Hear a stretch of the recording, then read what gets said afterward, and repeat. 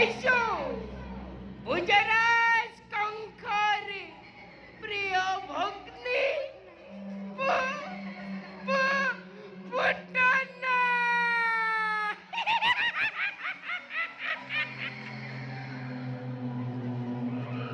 দাদাৰ আদেশ চলে বলে কিংবা কৌশলে হলেও দাদাৰ প্ৰাণ বৈৰে কৰিব লাগিব নিধন।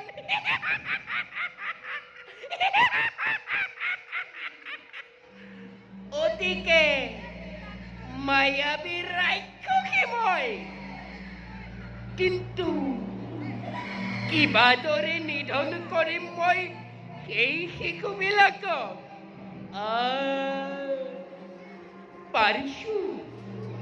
পাৰিছো জানিব মই মোৰে স্তনৰ বিষ পান কৰাই নিধন কৰিম সকলোকে এফালৰ পৰা।